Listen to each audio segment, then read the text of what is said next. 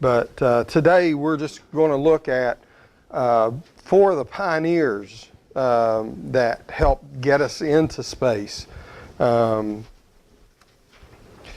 So the four pioneers, Tsiolkovsky, Goddard, Oberth, and von Braun. And this is going to be a little more of a history lesson. When I look at this stuff, when I study these things, I like to get to know the person a little bit and understand them a little bit. And I hope by the end of this period you come away understanding just a little bit more about some of these people.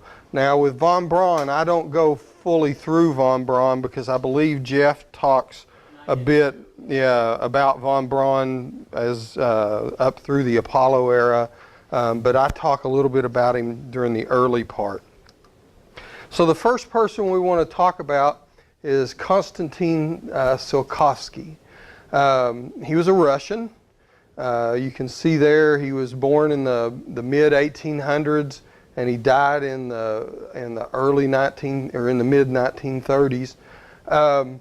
The thing about Tsiolkovsky was we talk about the fact that his father was a teacher, but he lost his teaching position and he took up a job as a forester. He basically worked and helped maintain a forest. Because of this, the family was poor. On top of this, Tsiolkovsky at 9 years old develops a respiratory infection that turns into scarlet fever, and he basically goes almost completely deaf. So imagine it's the late 1800s and you've got a child that's deaf. What are the opportunities for a young person like that at that time, do you think? Not that good. Not that good, no. They would be relegated off to just to some kind of manual labor that they could do. Tsiolkovsky left school because he was tormented by his classmates. They made fun of him because of his ailment. But his father, being the poor forester that he was, used what money he could scrape together to buy books for Tsiolkovsky because he realized he was actually able to teach himself. He had gotten to the point by the age of 16, his parents saved up enough money, bought him a ticket, sent him to Moscow where he would have access to libraries and could teach himself. Now, while he was in Moscow, he attended all the free lectures he could on chemistry, physics, astronomy, became very interested in space flight. He was a big science fiction reader. He loved stories about space flight. And he came under the notice of Nikolai, and I have a lot of trouble pronouncing that, Fedorov. And that has kind of a little play because on down the line, one of Fedorov's descendants was actually Yuri Gagarin, the first man in space. But using support from Nikolai, from age 16 to 19, they set up a program for him to study on his own. And by the age of 19, he had completed what turned out to be a high school curriculum and part of a university program. And with this, he was able to get a job as a school teacher. And by the way, Bob will have a copy of this PowerPoint that he can post for you. So don't feel like you've got to grab every note off of here. So time progresses. In 1883, Tsiolkovsky comes along with the idea that Newton's third law applies to space travel. We all remember the third law.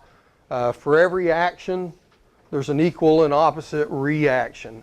And with this, working from this, he developed several formulas. One for estimating the thrust of a rocket. One determines the flight velocity as a function of fuel consumption of a rocket.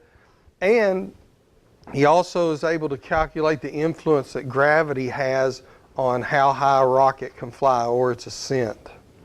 But the big thing that Tsiolkovsky is credited with is the ideal rocket equation.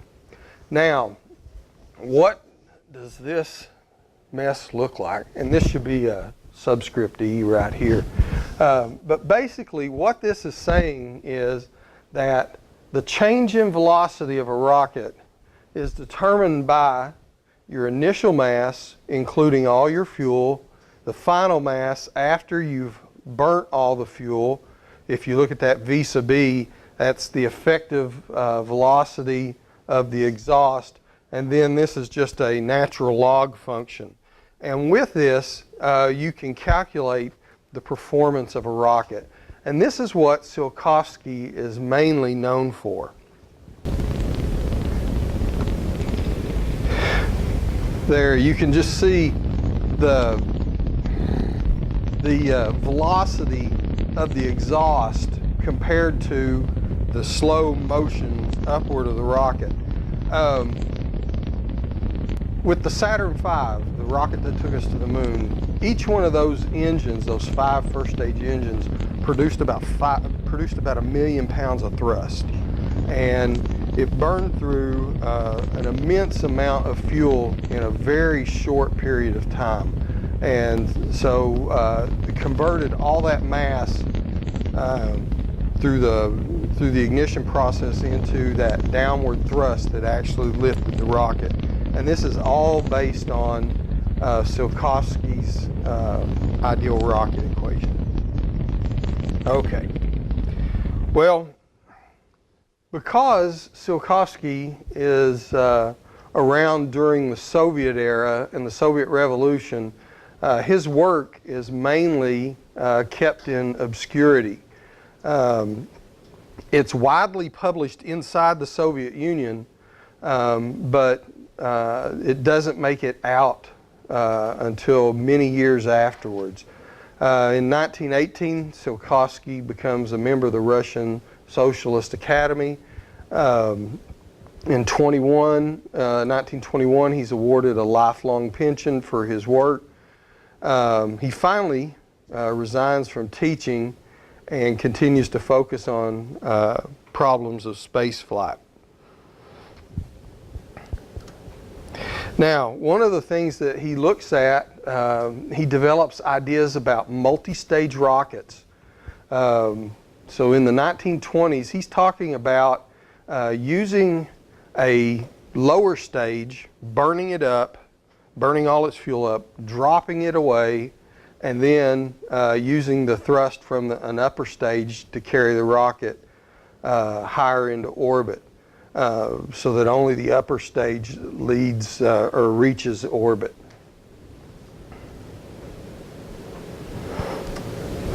And he's considered the father of cosmonautics in Russia.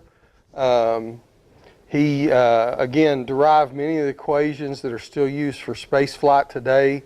He also determined that liquid fuels were better than solid fuels. Was one of the first folks to look at multi-stage rockets, and again, was not widely known outside of the Soviet Union.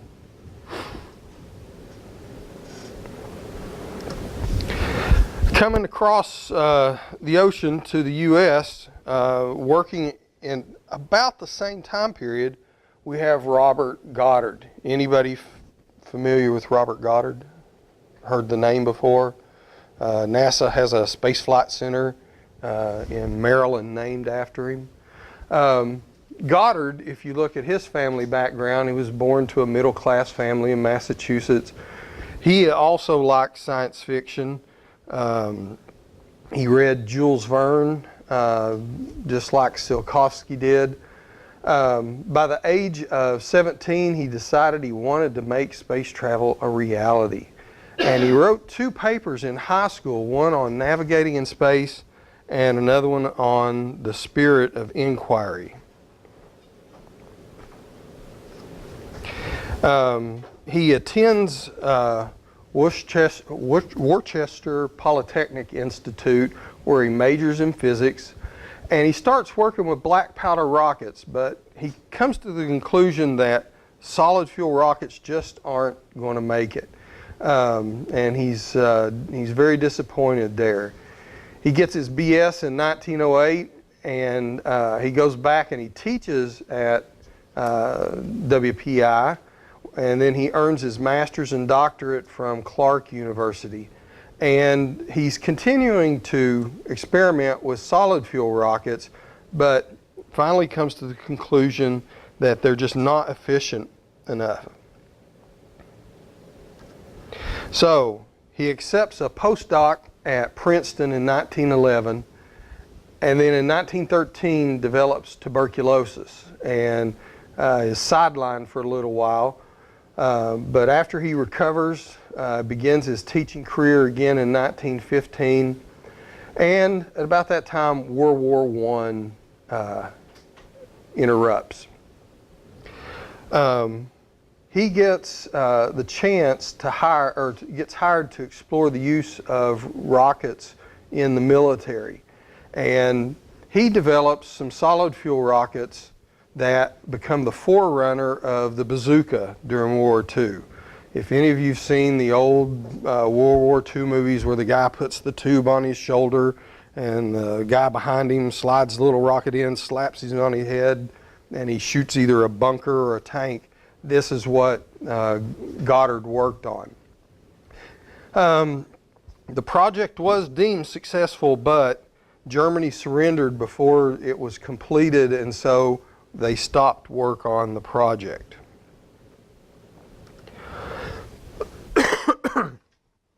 So in 1919, Goddard publishes a book about reaching extreme altitudes. He decides that solid fuels aren't going to get him there, and concluded through calculations that liquid fuels were the way to go. He was really wanting to work with liquid hydrogen and liquid oxygen, but couldn't get liquid hydrogen, so he worked with liquid oxygen and gasoline as his fuels of choice. The liquid oxygen, of course, is the oxidizer, and the gasoline would be the fuel. And here is a photo of Goddard standing by one of his first rockets. Now, where do you think the rocket motor is in this photo? It's actually up top. This is actually the motor. Down here are the fuel tanks, and they actually pressurized and moved the liquid oxygen and the gasoline up to the rocket motor at the top.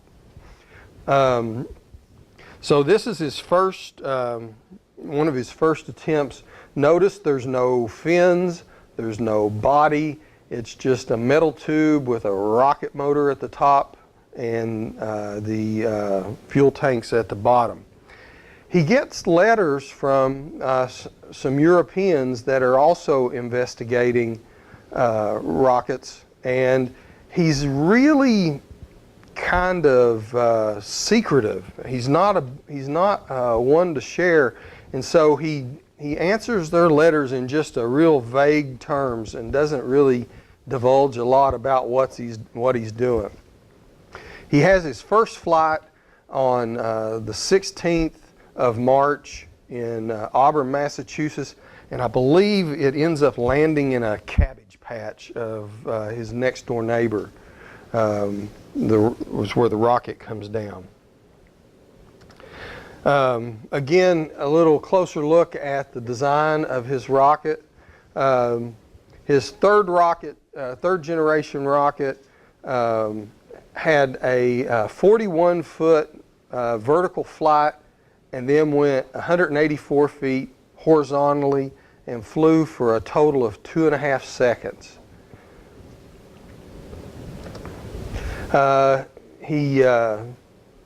decides to, well, he's still very secretive about his work, but a visit from Charles Lindbergh in 1929 actually gets him a little bit of funding, about $50,000 to continue his research.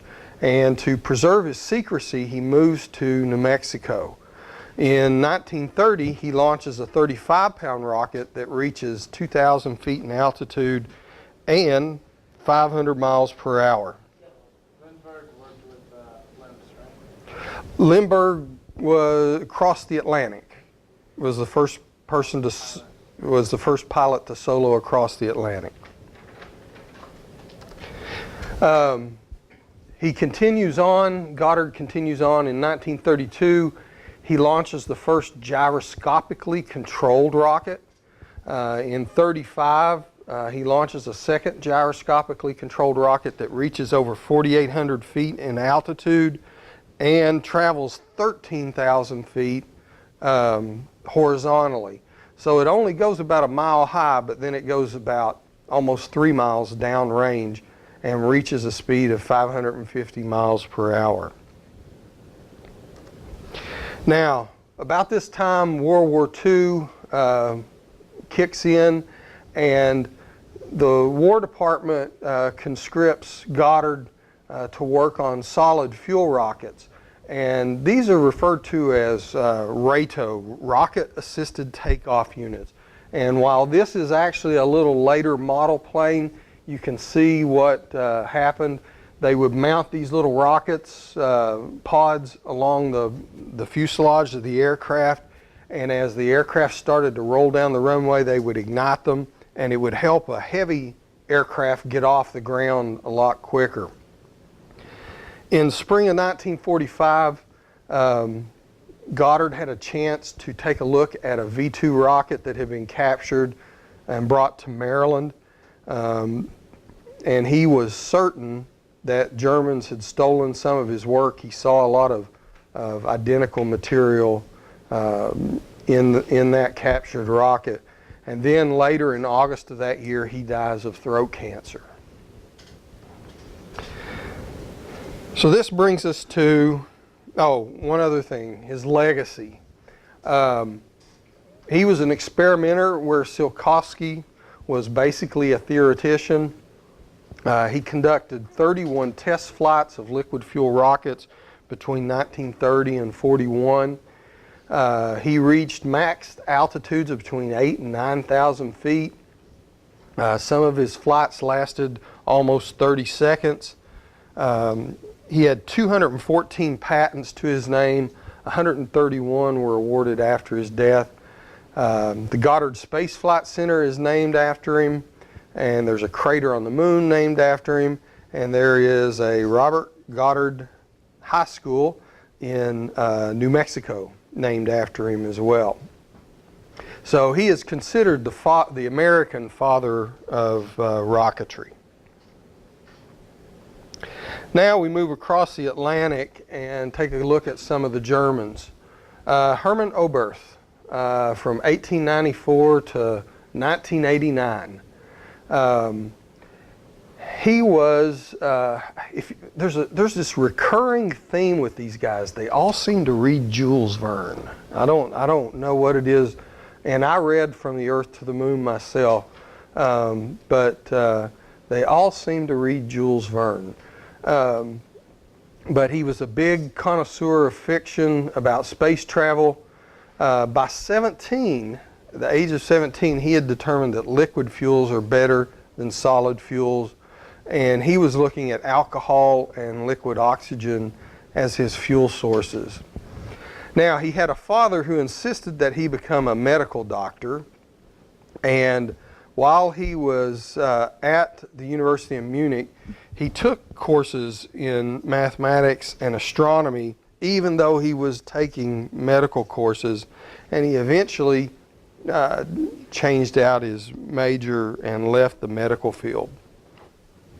In World War I, he joins the Austro-Hungarian army and is wounded, and because he's unable to return to combat, he enlists in the medical corps. While he's in the medical corps, he spends his free time working on rocket designs. He shows them to his superiors, but they reject his ideas. In 1918, he marries, and after the war, he goes back to school in Munich, and his father supports him.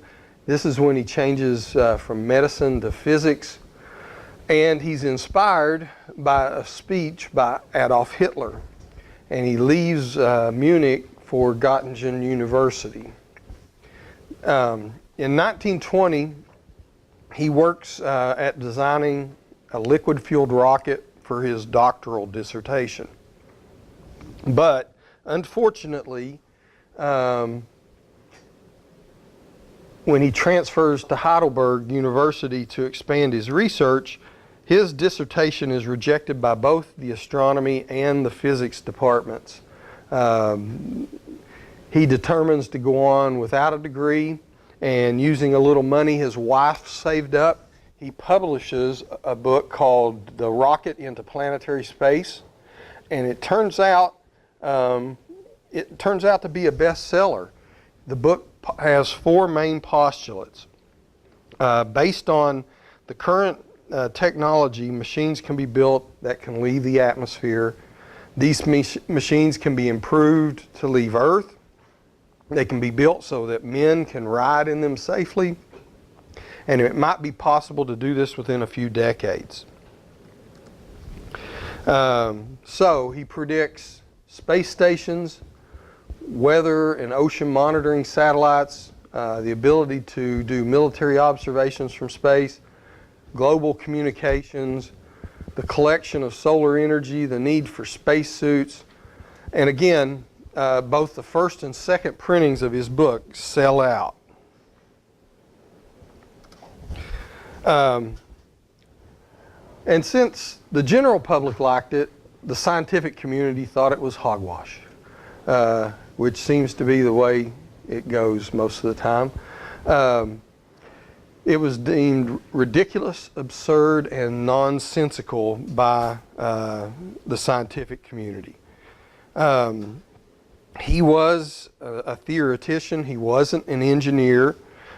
He actually got some money to build a rocket and ran into so many technical details that he ended up failing.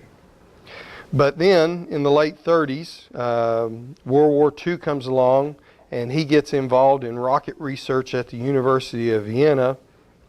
And while he's there, he ends up at the German research facility at Peenemünde. After World War II in the 50s and 60s, he kind of works for a lot of different people.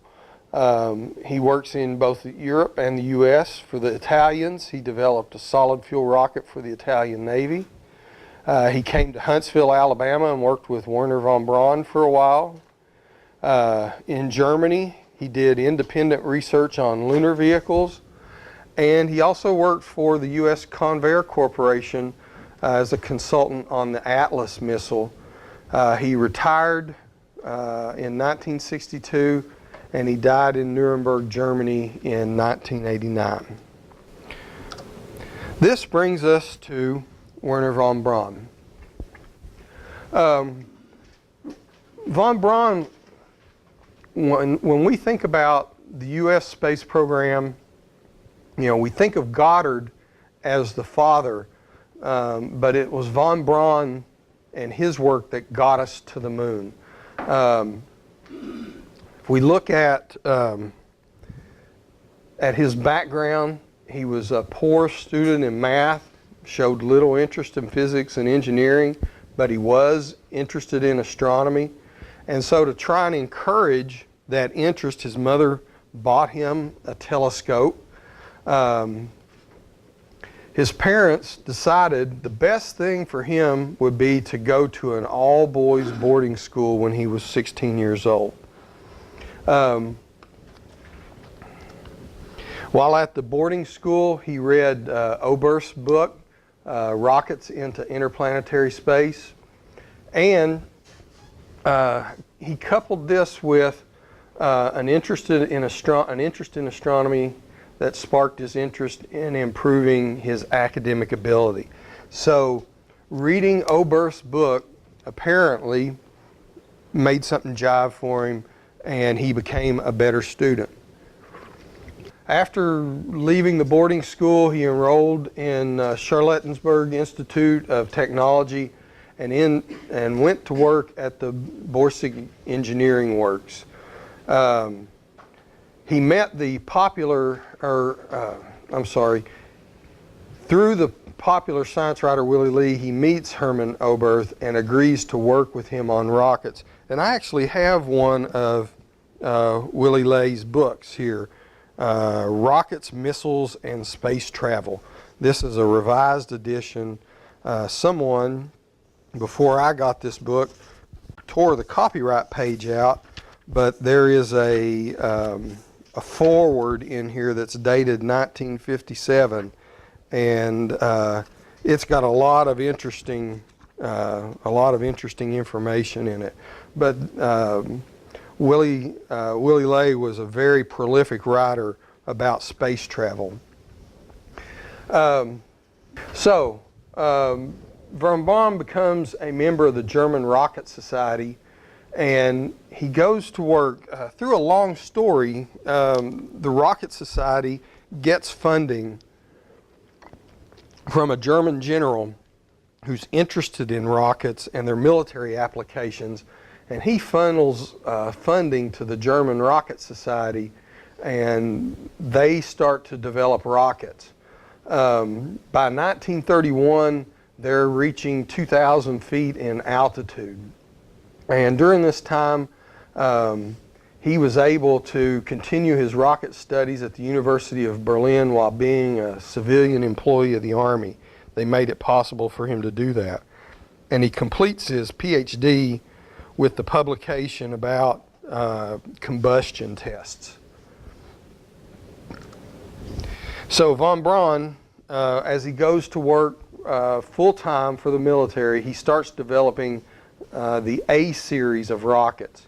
A1, 300-pound rocket, stood a little over 4 feet tall, had about 600 pounds of thrust. A2, same weight, a little bit taller, 700 pounds of thrust, reached about 2.2, 3.5 kilometers in altitude.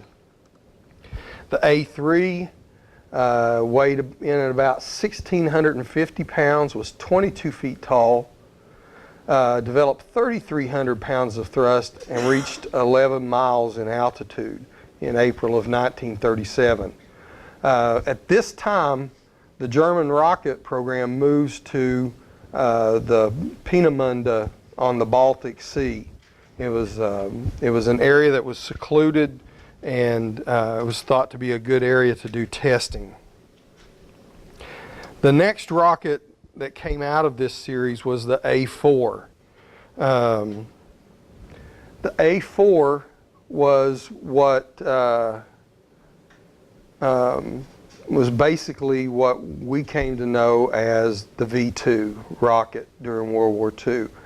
It had a 12-ton weight. It was 45 feet tall. It could reach an altitude of 55 miles. It got up to the edge of space, and there were gyroscopes on board that controlled it. Down here in the engine exhaust were little vanes that could move to help steer the rocket, and it could carry a 2,230-pound warhead, and it impacted the ground at 1,800 miles an hour from a maximum height of 60 miles. Anybody know what the speed of sound is? About what? It's about 700 miles at sea level. So this thing's coming down at twice the speed of sound, so no one hears it coming. And it's basically a 2-ton warhead. During the closing days of, well, what was it I read? There were over 400 of these launched during the last parts of World War II.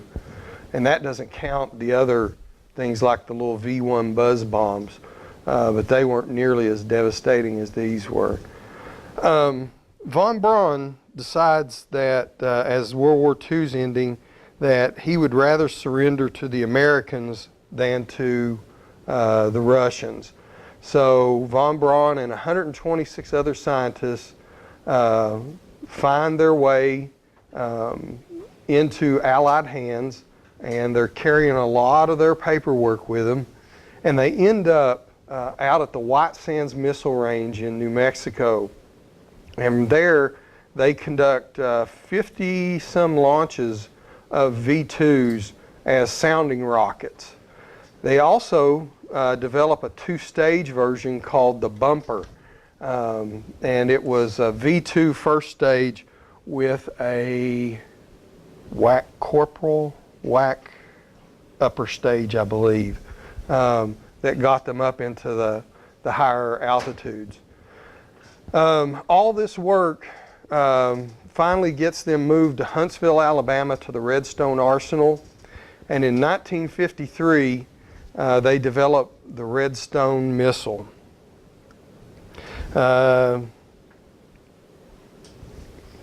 This is a picture of von Braun when he was captured by the Allies. He had actually broken his arm, but that's that picture there. And I've duplicated all the text on this one, so we will bump along here. So this is the Redstone. Anybody know what the Redstone missile was famous for? First American rocket in space. First, it took the first U.S. astronaut into space. Alan Shepard rode a Redstone into space, and but this is what that looked like, and it's really just an outgrowth of the V-2 rocket. What else is von Braun credited for? His group developed the Jupiter series of missiles. They were able to, when the Vanguard missile trying to get our first satellite into orbit after the Russian Sputnik satellite, or Soviet Sputnik satellite was launched, when Vanguard blew up on the pad, it was von Braun's group that came to the rescue and got a satellite into orbit and helped us save a little face there. And then, of course, his major accomplishments. On the left there is the Saturn I, which grew into the Saturn 1B, and then finally into the Saturn V that took our astronauts to the moon. And that's what I've got. I know this is a lot more dry than maybe some of the other stuff that you're used to, but it's really more of just a history of these folks and how the roles that they played. Any questions? I know I've got one to find out for you, which is, did Oberth work with von Braun on the moon program? So I'll see if I can't find something out about that. Yeah, we had a chance, when was it, earlier this year, to go down to Cape Kennedy, and they've got one of the last Saturn V's down there, and that is really some experience to go walk around this thing. It's just such a huge thing, you just don't realize it. In fact, I've talked to Larry Harvey about going over there with his camera and do a walk around it. Yeah. And narrate the picture of it, which I think That'd be would cool. really be cool to do. So, but anyway, a lot of history that's went on, and hopefully this gives you a little feeling of, you know, what the space race was about, and people getting into satellites. It's a whole different era now. It seems like with the small satellites, there's a whole different group of people getting into it because of the cost of it. But I'll try and bring some of that up. We've got the little satellite, the little pocket cube that we call it, that's actually going to go to Russia here, probably about the 1st of November, to be launched on a Russian rocket and going into space. Our first pocket cubes and first world's pocket cubes, so that'll be cool. So we hope that all of you get a chance to see that being tested and take a look at it.